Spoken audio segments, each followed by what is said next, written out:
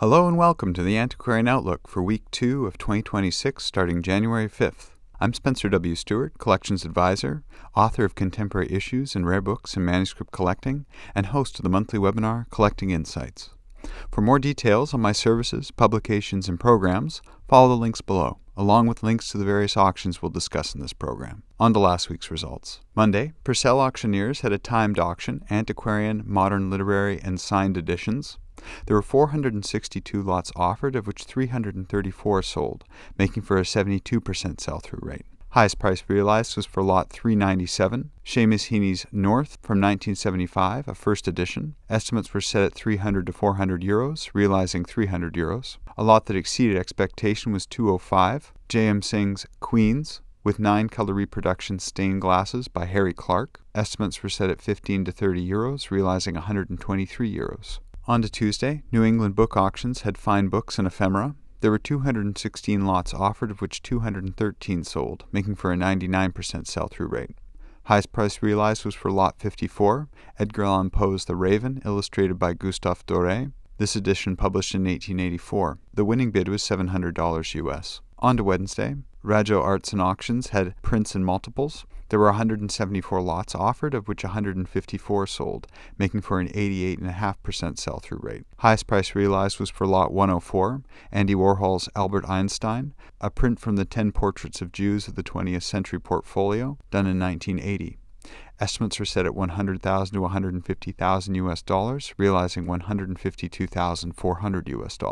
A buy-in of note, lot 122, again Andy Warhol, the Marx Brothers from the same series mentioned before, also done in 1980. Estimates were set at $45,000 to $55,000 US.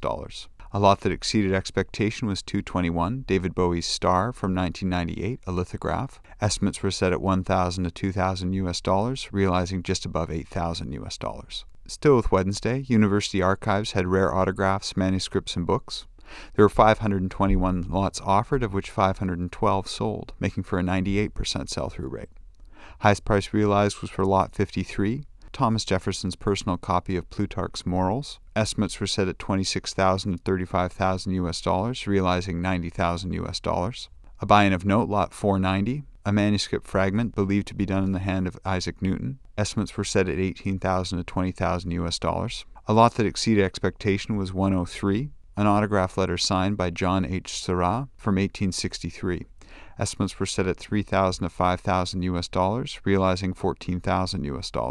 On to Thursday, Sothebys had a continuation of their Bibliotheca Bruckeriana sales, this time the reference library. There were 339 lots offered, of which all of them sold. Highest price realized was for lot 81, a group lot mainly focused on the Aldean press. Estimates were set at $500 to $700 US, realizing just under $11,500 US.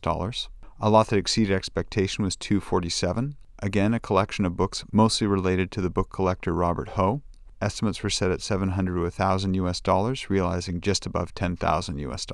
Finishing off Thursday, PBA Galleries had the Bob Jump collection of Bill Graham rock posters and the Residence collection of Hardy Fox.